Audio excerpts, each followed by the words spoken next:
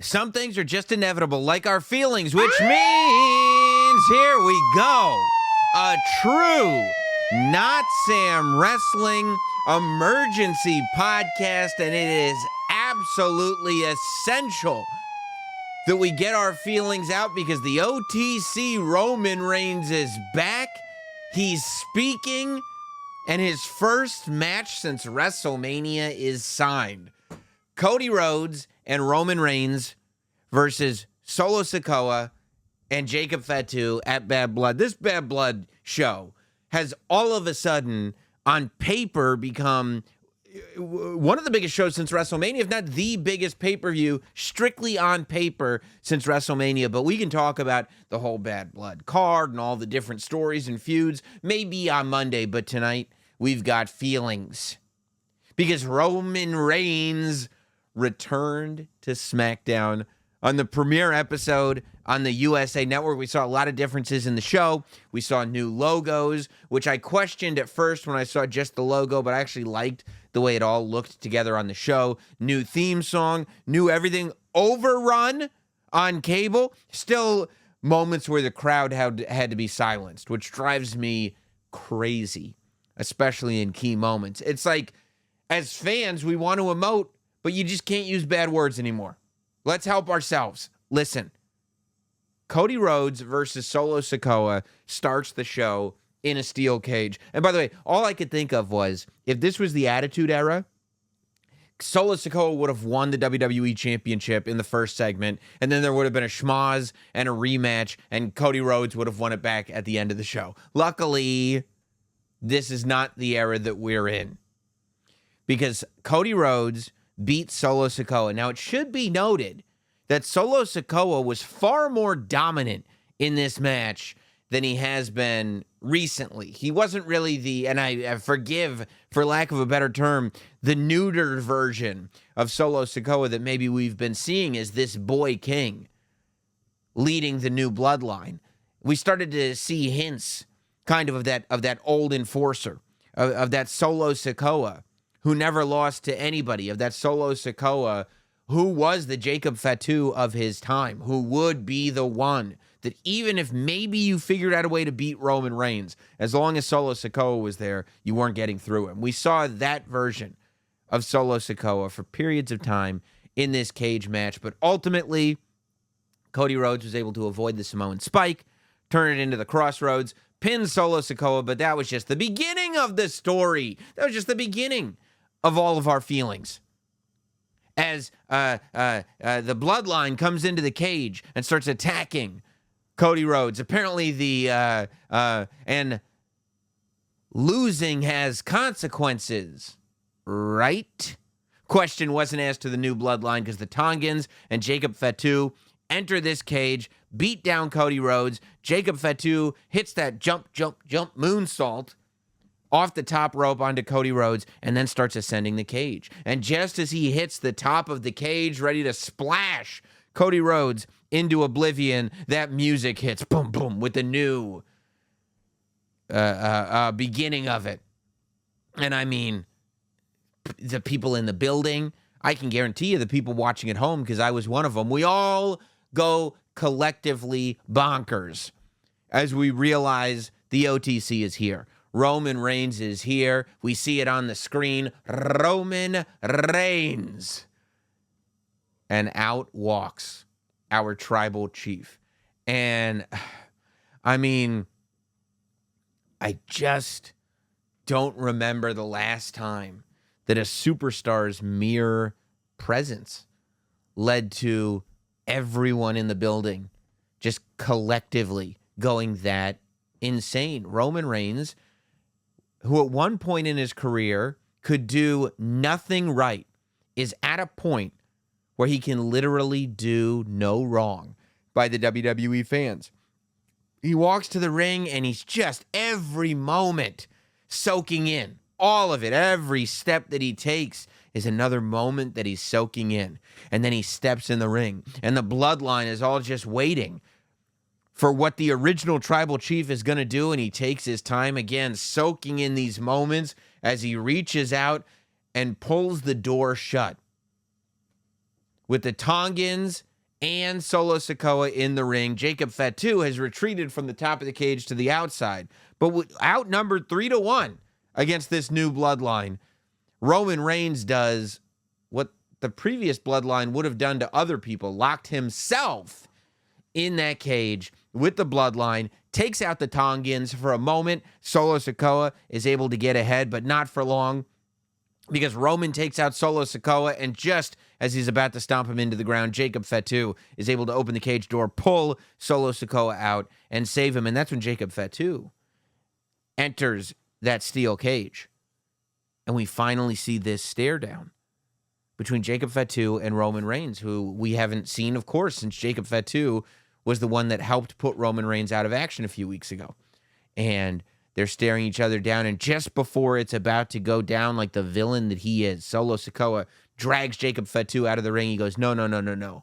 And as Roman is going, come on, I thought we were going to do this, that's when the Tongans attack Roman Reigns, and who of all people but Cody Rhodes comes to the aid of Roman Reigns and attacks the Tongans. And Roman and Cody are looking at each other, and it goes back to SummerSlam. I told you guys then that when Roman came out and attacked Solo Sikoa at SummerSlam, there was a nod of acknowledgement to Cody Rhodes, but there was no smile. There was no, I'm here to help you. There was none of that. People told me that I was wrong when I said that. Go back and look. There was a nod. There was a look. There was a glance. There was none of it. None of that friendship stuff existed at SummerSlam, just as none of it existed on Smackdown. Roman Reigns is not there to be friends with Cody Rhodes. Cody Rhodes happens to be the person that's in the ring. But Roman Reigns is there to straighten his family out. As he said on SmackDown, this is family business. Ultimately, Cody Rhodes took the thing that Roman Reigns uses to define himself. Cody Rhodes took the unit of measurement that allowed Roman Reigns to say that this whole thing was his. He took it away from Roman Reigns. He stopped that story when he finished his. And Roman Reigns can never forgive that. Roman Reigns can never look past that. And I'll get to that as we continue on. Because then, we go to our first break on SmackDown. They went 30-plus minutes, honestly, without a commercial break. And stuff starts going on backstage. Kathy Kelly, of course, Scoops Kelly is there to get all the information. And by the way, I do love that more and more those backstage announcers, instead of just being on a set and saying, with me at this time, they actually are, whether it's Kathy, whether it's Byron, whether it's Jackie, they are being used in roles where it makes a little bit more sense. They're waiting outside a medical room. You get a second of them tracking somebody down. There's a purpose for them to be there. When the Chiron pops up and calls them reporters, they at least try to create a role of what they're reporting on, and that's what Kathy was doing. Trying to get the scoop, as she always does, from old Nick Aldis. And Nick Aldis first says that I was made an offer from Solo Sikoa and Jacob Fatu. And it was an offer that I was told Roman Reigns and Cody Rhodes were not going to be able to turn down. So I got to talk to them. And then we go, we do this, we do Meechin and Piper, and we do, it's a match here, a match there, sprinkle this. Here's Kevin Owens, here's Randy Orton. Now, Nick Aldis says, yeah, he said Cody Rhodes and Roman Reigns versus Solo Sikoa and Jacob Fatu at Bad Blood. And that's when we see Cody Rhodes. And he goes, look, I don't know what Roman's plan is, but the Bloodline is a group that I'm done with. I told you I was done with the Bloodline. I beat Solo Sikoa. I am done with them. As far as I'm concerned, this is Roman's problem, and I'm not going to sign that contract, which is unbelievable because we never hear Cody Rhodes say no. Cody Rhodes says yes to everything. Cody Rhodes is a model employee. And he says, not only does he say no to Nick Aldis, but more importantly, he says no to Roman Reigns. If Cody Rhodes had any love for Roman Reigns, he'd have his back. Look at what Cody Rhodes has done. Cody Rhodes gave Kevin Owens a championship match, the least trustworthy person on the roster. Why? Because he likes Kevin Owens. Cody Rhodes used his political power to get Jey Uso on Monday Night Raw. Why? He didn't benefit at all. He just likes Jey Uso. Roman Reigns, the opportunity comes up to team with Roman Reigns, and before Roman Reigns can even go, yeah, I'll do that if you'll do that, Cody says, well, I won't. I won't do it because I don't like you, and I don't like your family, and I don't want anything to do with them. And Nick Aldis says again, well, this night's not over.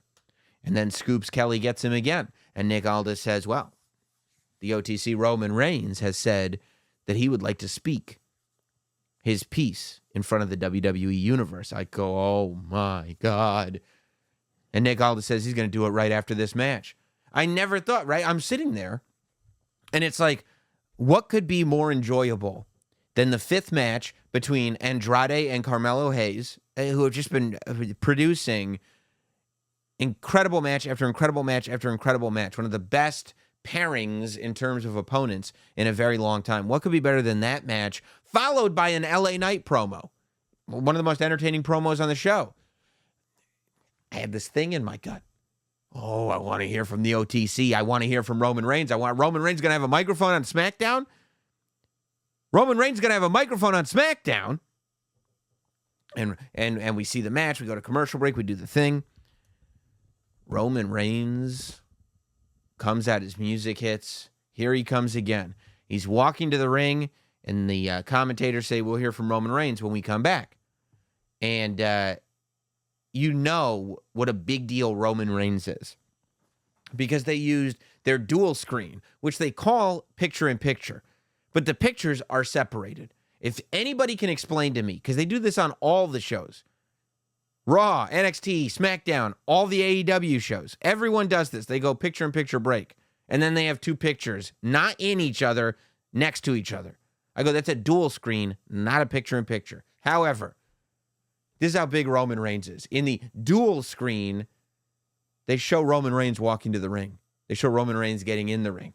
They show Roman Reigns interacting with the crowd. This is not a match. This is, if anything, something that with anybody else, they'd be like, let's hide all this and have him be right in the ring as soon as we get back from break. But every second of Roman Reigns is valuable television time. So they get back from break, and Nick Aldis is in the ring there with Roman Reigns, and Nick Aldis starts by acknowledging, for lack of a better term, the history that he and Roman Reigns have. And in the middle of his sentence, Roman Reigns just sticks out his hand. And Nick Aldis puts the contract in his hand. And Roman Reigns has his face like, what are you doing? What are you doing? And by the way, in this moment already, the fact that he interrupted Nick Aldis, the fact that he put his hand out, not because he was asking for the contract, but because he was asking for the microphone. I go, Roman Reigns hasn't changed a bit. This character, his motives might be slightly different because of what Solo Sikoa has been doing. But the tribal chief is the tribal chief is the tribal chief. Roman Reigns has not changed at all. And that's the beauty of where we're at with this story. The context that character lives in has changed. The character himself has not changed one iota. And before he even says that, we know that because we see the way he's asking for the microphone. Furthermore, and maybe I'm looking too far into this, but if you are watching this thinking, I hope he doesn't look too far into things, I don't know how you found me, because it's literally all I do. Roman Reigns putting his hand out like he's done 1,000,000 times before. And Nick Aldis putting the contract in his hand. That one singular moment shows you how much Roman Reigns is missing the wise man. The wise man doesn't get it wrong. The wise man doesn't read Roman Reigns' signals incorrectly. When Roman Reigns sticks his hand out, not only does the wise man put a microphone into it, but the wise man does it with this enthusiasm that you'd think he was giving his own child a college diploma. And he carries the microphone with this level of feeling like it's precious, because he knows the gold that his tribal chief is about to spew into it, that you'd think the microphone itself was made out of pure diamond, polished. But Nick Aldis hands him the contract because Nick Aldis doesn't know Roman Reigns. the way Paul Heyman knows Roman Reigns. Roman Reigns doesn't have somebody with him that knows him the way he needs. Roman Reigns doesn't have somebody with him that can give him exactly what he needs without Roman having to ever even ask for it. And that's what he had with the wise man. And when he stuck his hand out like he's done a million times, and Nick Aldis put the wrong thing in his hand, to me, all I could think is, where is Paul Heyman? Where, Roman, is your wise man? Eventually, Nick Aldis gets it right. He hands Roman Reigns the microphone. And Roman starts talking, and we hear that voice in that microphone once more. And he first says, and he makes it clear that nothing has changed, just like I interpreted from his actions. He said, nothing has changed. He says, this is still his WWE. This is still his ring. This is still his crowd. All the stuff that he yelled into the camera, I believe, during the build to the match with Logan Paul. And when he did that, it was at his utmost villainous space. That attitude, he's saying, that I had when I was the biggest villain that wrestling has seen is the exact same attitude and the exact same feelings that I have today. And I don't want any one of you to think that that's different. And then he says, I don't need a contract. I definitely don't need Cody Rhodes' help. This is bloodline business. This is family business. And we go, okay, so Cody has said he doesn't want to do it. Roman has now said he doesn't want to do it. So Cody comes out, interrupts Roman Reigns. Cody's got the WWE Championship. Cody's not in his suit. Cody's in his post-match workout clothes. But Cody's not playing around. He's staring daggers into Roman Reigns just as Roman Reigns is staring daggers into Cody, because let's be 1,000% clear. Follow the path of Cody Rhodes. He has no reason to have anything but hatred for Roman Reigns.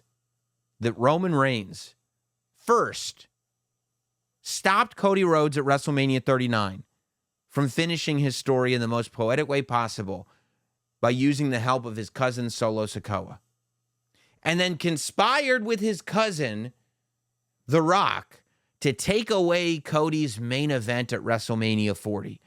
This Cody Rhodes has no reason to have anything but pure hatred for Roman Reigns, and Roman Reigns the same way for Cody Rhodes. When they look at each other, you feel that. There is no respect. There may be some respect deep down, but that respect is covered as if an avalanche of hatred has landed on it while it was trying to camp in the mountains, never to be seen again. Cody says, you're WWE, your crowd, your ring. It was your WWE, he says as he's holding the undisputed WWE Championship until WrestleMania. And does that get under Roman Reigns' skin? You can brush everything else off. But that, Cody bringing up his worst day in the last 4 years, his worst day, because now we're past SummerSlam. Now we're past when Roman Reigns would have hit the 4-year mark. The worst day that Roman has had in 4 years. That's what Cody's bringing up. And that's when the Tongans come out. And Roman Reigns and Cody Rhodes together take out the Tongans. And Solo and Jacob are standing in the aisleway. And Roman signs the contract. And Solo says, it doesn't matter. He didn't sign it. He didn't sign it. And Roman's looking at Solo. And Solo's on the outside of the ring going, he beat you at WrestleMania. He's not going to sign it. He don't like you. He don't like you. And Roman knows it's true. He don't like you. Roman knows he's right. He don't like me. And that's when the hand comes out that mimics that Roman Reigns requesting the microphone hand. The hand comes out requesting the contract. Roman Reigns hands it to Cody Rhodes. Cody signs it. And Solo and Jacob look in the ring, gazing upon their opponents at Bad Blood. We're actually going to see at the tag team match Roman Reigns and Cody Rhodes versus Jacob Fatu and Solo Sikoa. We're going to see Jacob Fatu and Roman Reigns put hands on each other in a match. We're going to see Cody Rhodes and Roman Reigns tag team together in a match. We're going to see Roman Reigns for the first time since WrestleMania 40 in a match at Bad Blood. Whoever bought tickets to Bad Blood, and there's a lot of you, because it's just about sold out, and it will be sold out after Smackdown. But whoever bought them early and got the good seats, boy, oh boy, did you make a smart bet. Because it is a stacked show, especially after this. Now, let's talk about the canon of it all. Let's talk about what's really happening. Even after signing the contract, there was no hugging between Roman and Cody Rhodes. They hate each other. Cody Rhodes signed that contract because ultimately the enemy of my enemy is my friend. Cody realizes that his greater enemy here is this annoying new bloodline that he knows he can beat, but he can't shake off. Whereas Roman Reigns, when Cody beat him, it was over.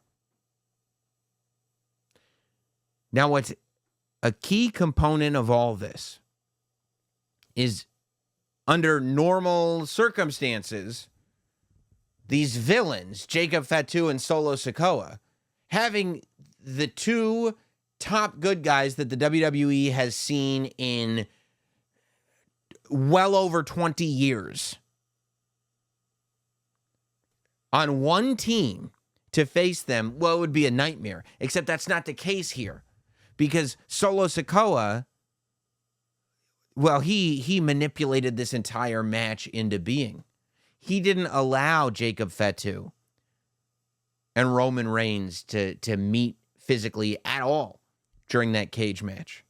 Solo Sikoa, as a matter of fact, was the one who suggested this match to Nick Aldis. Solo Sikoa sent the Tongans in to attack Cody Rhodes and Roman Reigns. If he had just left Cody Rhodes and Roman Reigns in there, they would have self-destructed. They would have been at each other's throats. No doubt about it. Anybody with half a brain cell could see that was happening. But Solo, putting the Tongans in there, knowingly brings Cody Rhodes and Roman Reigns together. I don't believe that this was something that surprised the Solo Sikoa character. I believe that Solo Sikoa's motivation as a character here was to use the Tongans to bring Cody Rhodes and Roman Reigns together. There is some plan that has been hatched where Solo Sikoa badly wants Roman Reigns and Cody Rhodes on the same team. He badly wants to be in the ring with Jacob Fatu as his partner, taking on these two. And maybe it's because he feels like they can't get along. Maybe it's because he feels like once they get there, they'll be at each other so much and their chemistry will be so bad that together they'll be able to take out those two top good guys. I don't know. I think that may be something that reveals itself next week on SmackDown. But the fact is that this whole match is happening because Solo Sikoa wants it to happen. Solo Sikoa manipulated all of it. It does lead me to go forward and think like people have been fantasy booking a new bloodline versus old bloodline War Games match for Survivor Series since the day after, since the SmackDown after WrestleMania, really. Since Solo Sikoa took out Jimmy Uso, people have been fantasy booking that War Games match. And I believe that I said this on one of our many podcasts a while back. And I stand by it now more than ever. I don't know that is the War Games match that we'll see. I think instead, because at one point it was like, and part of the theme of the Bloodline Rules WrestleMania 40 match was that the Bloodline was paying the cost for everybody that they had crossed over the years.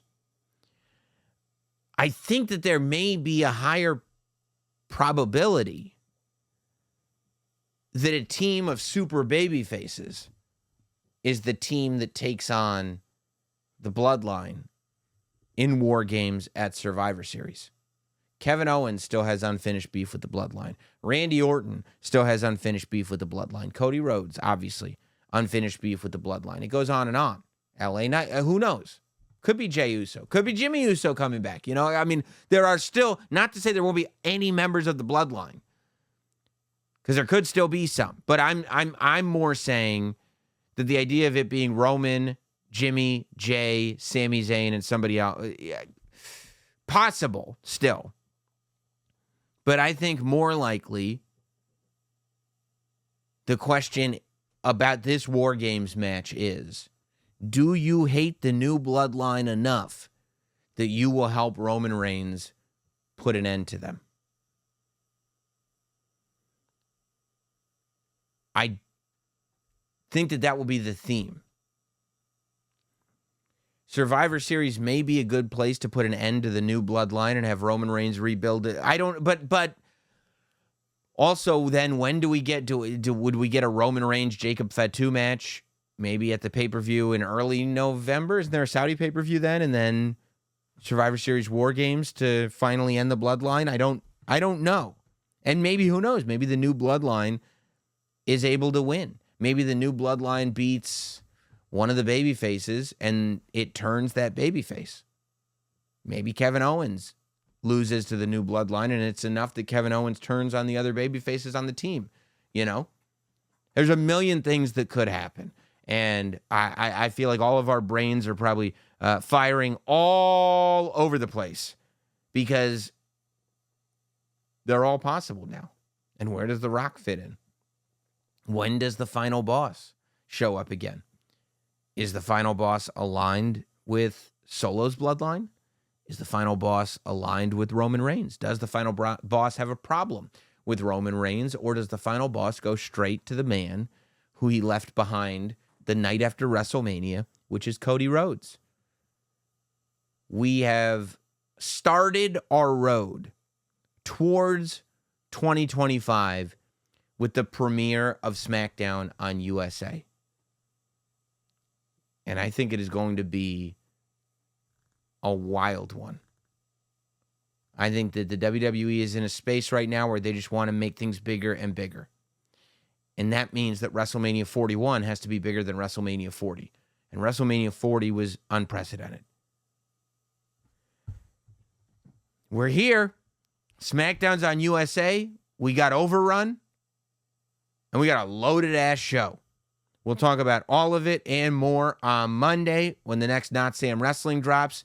Thank you for being here, helping me get out my feelings. I hope you got out some of your feelings. You can leave them in the comments on YouTube, in the review section, if you're listening to the podcast on Apple or Spotify or anywhere you listen to podcasts, or send us an email, notsamwrestling@gmail.com, and we will read it in the email segment on Not Sam Wrestling on Monday morning. See you then.